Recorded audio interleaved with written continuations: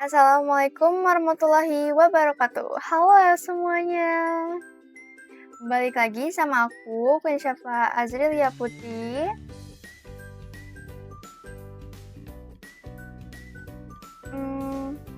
Pernah nggak sih kalian pas bikin konfigurasi di aplikasi Kisco pakai Tracer yang perangkatnya itu lumayan banyak atau PC-nya itu lumayan banyak? Terus kita tuh harus ngisi IP address-nya itu secara manual. Itu benar-benar ribet banget.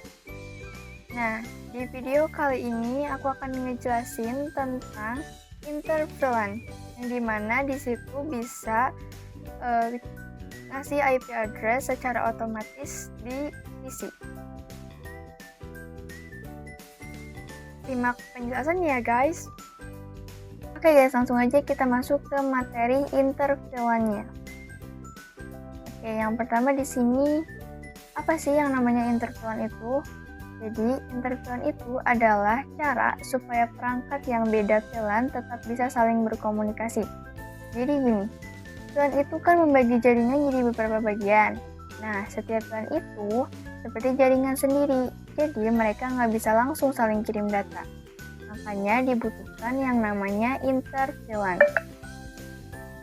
Jadi, interVLAN ini bekerja dengan cara routing. Jadi, data dari satu VLAN dikirim dulu ke router atau switch layer 3, baru diteruskan ke VLAN lain. Jadi, intinya itu, interVLAN itu penghubung antar VLAN yang berbeda. Jadi, itu yang dinamakan dengan interVLAN. Oke, kita lanjut. Oke, di sini ada yang namanya DHCP. DHCP itu berfungsi untuk memberikan alamat IP secara otomatis ke perangkat dalam jaringan. Kalau tanpa DHCP, kita harus isi IP, subnet mask, dan yang lain-lainnya secara manual di setiap perangkat. Itu ribet dan bisa salah. Nah, dengan DHCP ini, semua itu diberikan otomatis oleh server, jadi lebih cepat dan praktis. Jadi, itu yang dinamakan dengan DHCP. Oke, di sini ada yang dinamakan dengan SPI. SPI itu adalah interface virtual yang ada di switch layer 3. Fungsinya yang paling penting adalah sebagai gateway untuk setiap VLAN. Jadi setiap VLAN itu punya alamat IP sendiri di SPI. Selain itu, SPI juga bisa dipakai untuk menghubungkan antar VLAN tanpa perlu router tambahan dan juga untuk mengakses atau mengatur switch dari jarak jauh. Jadi itu yang dinamakan dengan SPI. Oke, di sini juga ada yang ada fungsi dari SPI. Yang pertama itu sebagai default gateway VLAN. Jadi SPI menyediakan alamat IP yang digunakan host dalam VLAN sebagai default gateway. Misalnya host di VLAN 10 pakai gateway 192.168.10.1 yang dikonfigurasi di SPI VLAN 10. Yang kedua ada untuk inter-VLAN routing. SPI ini memungkinkan komunikasi antar jaringan switch layer 3 tanpa perlu router eksternal. Terus inter-VLAN routing juga disebut dengan router on a stick internal. Yang ketiga, manajemen switch. Manajemen switch ini SPI bisa digunakan untuk akses manajemen switch SSH, Telnet, SNMP, dan sebagainya dengan melalui IP. Oke, di sini langsung aja setelah fungsi ini langsung aja kita masuk ke implementasi atau praktek di aplikasi Kisco pakai Tracer. Oke guys, jadi aku udah masuk ke aplikasi Kisco. Di sini aku juga udah bikin topologi yang berisi satu router. Aku pakai router 1941 dan 3 switch. Aku pakai switch 2960 dan 12 PC di sini. Untuk antar switch di sini digabungkan atau dihubungkan menggunakan kabel cross, dan untuk isi ke switch menggunakan kabel straight. Nah, dan untuk switch ke router menggunakan kabel straight juga. Oke, langsung aja kita mulai ke konfigurasinya. Di sini aku akan mulai dari switch yang tengah ya. Kita ke mode CLI. Kita di sini enable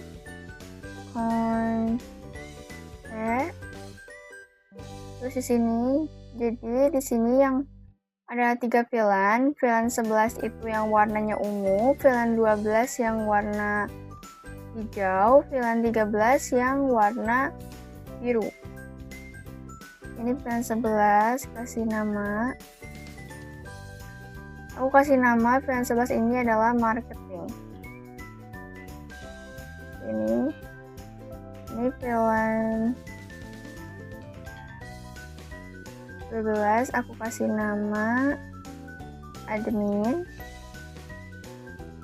VLAN 13 aku kasih nama operator. Nah, setelah ini aku mau interface range.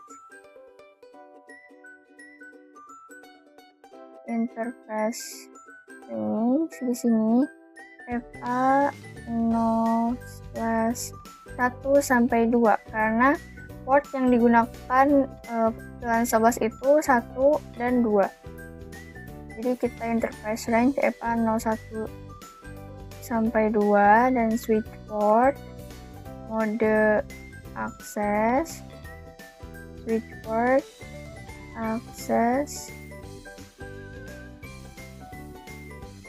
VLAN 11. Interface range FA 0/3 sampai 4, switch port, mode akses, switch port, akses, VLAN 12.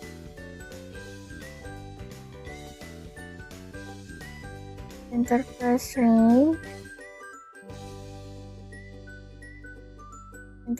range FA 0/5 sampai 6, switch port, mode akses, switch port, akses, VLAN 13. Nah, setelah ini kita terang antar switch dan router. Jadi kita terang dulu dari switch ke router dulu, kita terang sama interface FA 0/10 karena dari switch ke router itu memakai post ethernet 10. Jadi aku pakai interface post ethernet 0/10 di sini. Switch port, mode terang. Ini aja. Ini interface. Ini dari switch tengah ke switch yang kiri. Jadi interface FA 0/7, switch port, mode terang. Ini interface FA 0/8, switch port, mode terang. Oke, kalau sudah seperti ini, kita masuk ke router, ke CLI di sini. No. Enable. On. Set. Konfigurasi terminal. Sudah itu, kita nyalain dulu interface dari routernya. Interface G0/0 no shutdown. Nah, setelah ini langsung ini interface D0/0.11, terus encapsulation .1q11, lalu kita isi IP address, yaitu IP address dari VLAN 11 itu adalah 11.11.11. Jangan lupa dikasih IP address.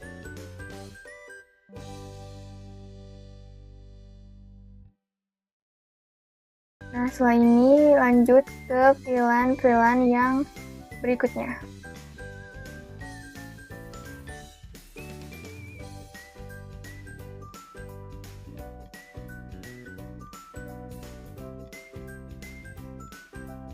Oke, setelah di encapsulation semuanya, lanjut aku akan ketik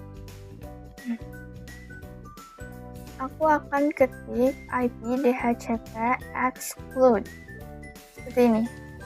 IP DHCP excluded address. Isi IP address-nya. Apa sih itu IP DHCP excluded? Jadi IP excluded address itu adalah IP yang tidak boleh dibagikan. Ini tuh digunakan untuk perangkat penting seperti router atau server. Contohnya ya 192.168.2.1. Itu adalah gateway-nya. Jadi ini aku memakai gateway ya, bisa dibilang gateway dari VLAN 11.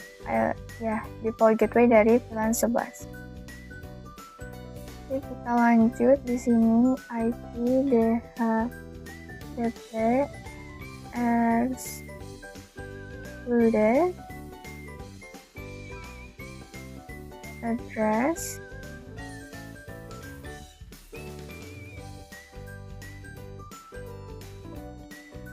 Oke, setelah ini sudah DHCP excluded address. Lanjut, aku akan ketik IP DHCP pool. Apa sih IP DHCP pool ini? Jadi, IP DHCP pool ini adalah tempat kumpulan IP yang akan dibagikan. Jadi, setiap jaringan atau VLAN itu punya poolnya sendiri. Jadi, nggak mungkin kalau DHCP ini nggak punya yang namanya pool. Nah, langsung aja. Jadi karena kan kita mau isi IP address di PC dengan cara DHCP, jadi kita harus isi DHCP poolnya. Jadi itu kayak IP DHCP pool, masukin namanya di sini VLAN 11. Kita ketik di sini networknya. Networknya adalah 11.11.11.0. Tabnet masnya 255.255.255.0 juga. Sini ketik juga default router. Default router kita isi juga di sini 11.11.11.1. Dan jangan lupa memakai DNS servernya. DNS servernya aku menggunakan yang 8.8.8.8. Gitu. Lakuin atau ketik hal yang seperti ini di VLAN yang dua VLAN itu VLAN 12 dan VLAN 13 nya juga sama seperti ini.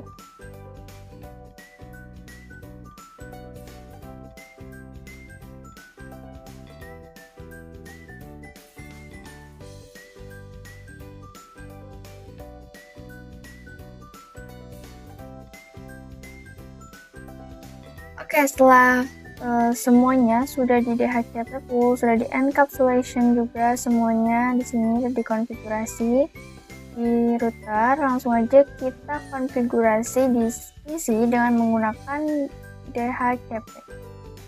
Kita coba di sini. Oh ya, untuk konfigurasi switch itu harus dilakukan ke semua switch. Lakukan hal yang sama seperti di switch tengah yang tadi. Ini kita klik DHCP, kita tunggu. Dan muncul di sini sudah terlihat IP address yang tadi kita konfigurasi sudah ada di sini. Subnet masknya segini, default gateway-nya segini, dan DNS server-nya adalah segini. Lakuin ke semua PC.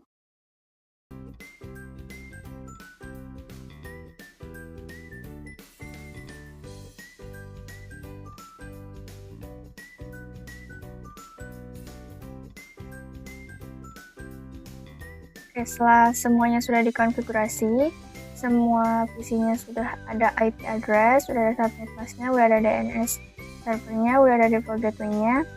Langsung aja kita tes menggunakan command prompt. Pertama kita ketikin, kita antar VLAN dulu ya, 11 titik 3 deh. Hasilnya reply found, yaitu berarti berhasil. Sekarang kita mau ping ke VLAN yang berbeda, apakah bisa? Oke, 3.2. Oke, bentar. Kita tunggu.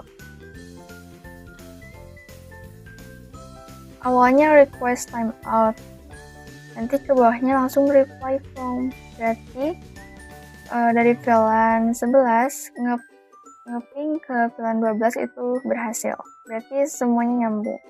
Sekarang kita ping ke VLAN 13.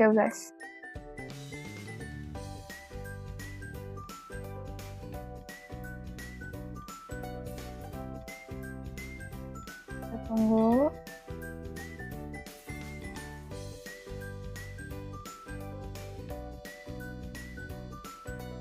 Dan ya, hasilnya berhasil dan semua dari PC ini itu nyambung satu sama lain. Berarti konfigurasinya berhasil. Ini adalah contoh konfigurasi DHCP server di topologi yang pertama.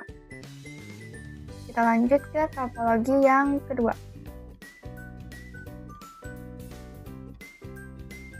Di sini udah ada topologi yang kedua. Kalau di sini routernya berada di kiri sebelah sini dan menyambung ke switch yang di kiri. Di sini juga ada yang menggunakan multi-layer switch seperti ini yang ada gambar mataharinya seperti ini. Dan menggunakan 14 PC. Ya, kita coba di sini. Nah, yang pertama kita masuk langsung ke router. Kita CLI di sini, kita konfigurasi no enable, konfigurasi terminal. Kita langsung aja konfigurasi seperti yang tadi. Encapsulation dulu. Yang pertama di interface FA 0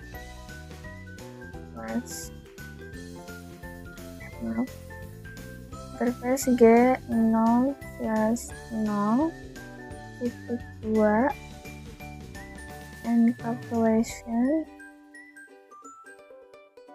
2. Ini tuh yang warna ungu itu VLAN 2, yang warna hijau itu VLAN 3, dan yang warna biru itu yang ada di tengah isinya itu adalah VLAN 99. Dua seperti ini. Oke, kita kasih IP address yaitu IP address yaitu 192.168.2.1. Subnet masknya jangan lupa. Terus udah gitu lanjut ke pilihan yang ketiga.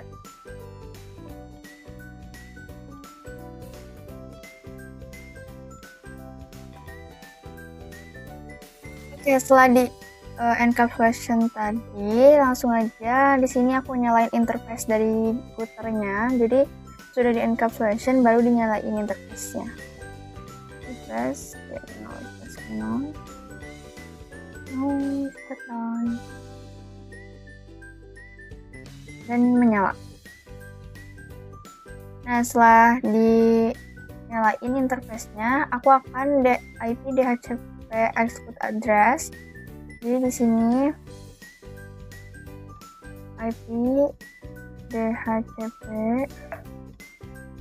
export address ini 192.168.2.1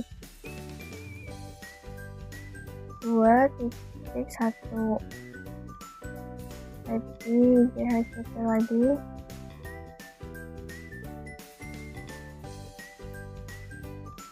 Nah, setelah udah beres di IP DHCP output-nya, langsung kita DHCP pool-nya. Langsung aja di sini IP DHCP pool.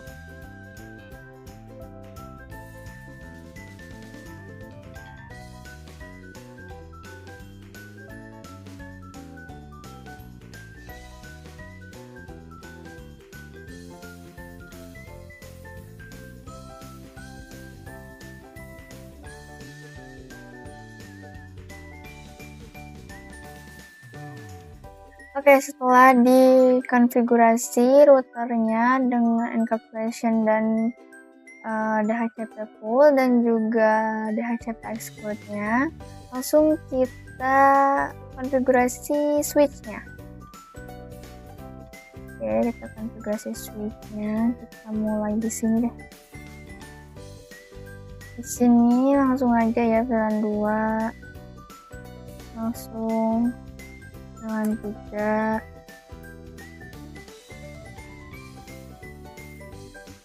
Terus jangan lupa di trunk interface FA 09 switchboard mode trunk.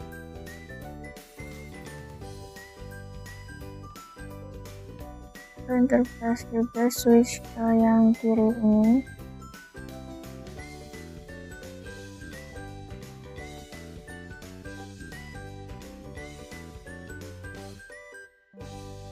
Setelah itu interface range.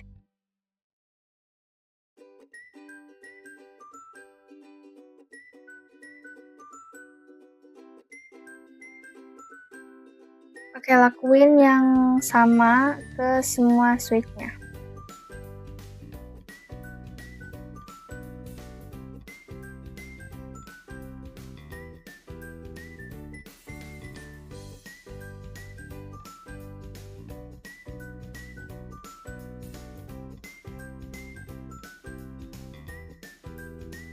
Nah guys, di multi-layer switch, ketika kita mau trans sebuah port, itu pasti akan muncul seperti ini.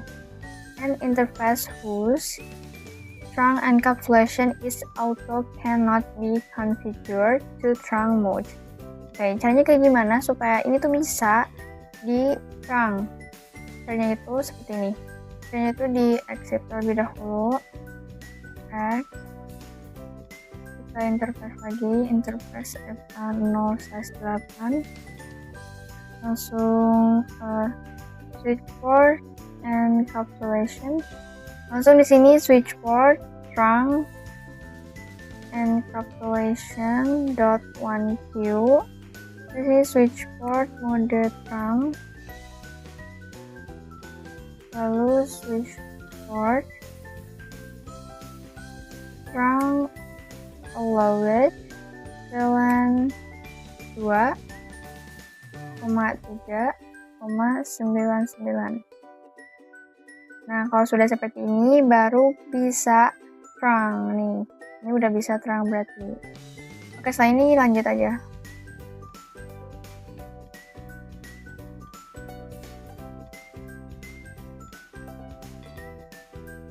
Oke guys, setelah semua PC-nya sudah dikonfigurasi, langsung sekarang kita masukkan IP address di PC dengan menggunakan DHCP.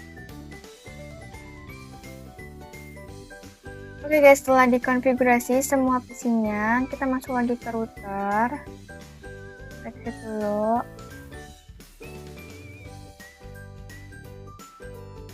Nah, setelah ini aku akan ketik show IP DHCP binding. DHCP binding ini apa? DHCP binding ini untuk mengetahui daftar dari IP address semua PC. Oke, di sini. Ini sudah lihat tuh di sini IP address-nya tuh udah terkonfigurasi semua ya.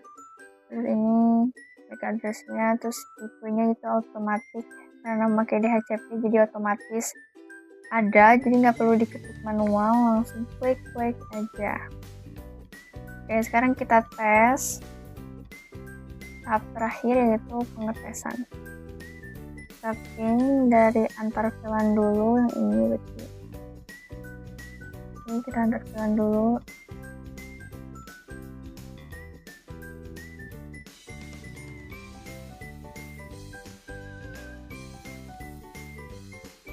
Hasilnya reply from, kita ke VLAN yang lain, VLAN 3.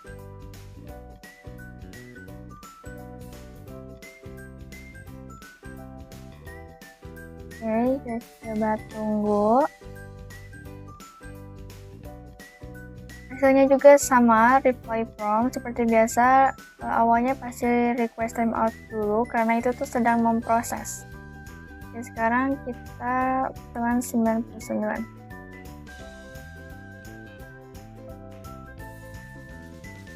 Hasilnya pun sama, reply from. Oke, di topologi yang kedua ini, topologi interVLAN, semuanya berhasil. Sebenarnya sama kayak topologi sebelumnya, tapi yang kali ini aku mengecek memakai show IP DHCP binding untuk melihat daftar dari IP address-nya. Dan kalau di sini aku memakai, ada bedanya itu memakai multi-layer switch. Jadi sedikit ada perbedaan tapi tetap sama. Oke, kita udah beres mengkonfigurasi atau mengimplementasikan di aplikasi Cisco Packet Tracer. Jadi kita mengimplementasikan dua topologi sekaligus, dan emang dua topologi itu ada persamaan, ada perbedaannya juga. Jadi ya itu adalah implementasi jaringan dari materi interVLAN tersebut. Nah, gimana untuk materi yang tadi? Apakah materinya bikin pusing? Semoga apa yang aku jelasin tadi bisa bikin kalian makin paham tentang jaringan komputer. Oke guys, sekian dari video aku. Thank you for watching and see you the next video guys. Bye bye. Assalamualaikum warahmatullahi wabarakatuh.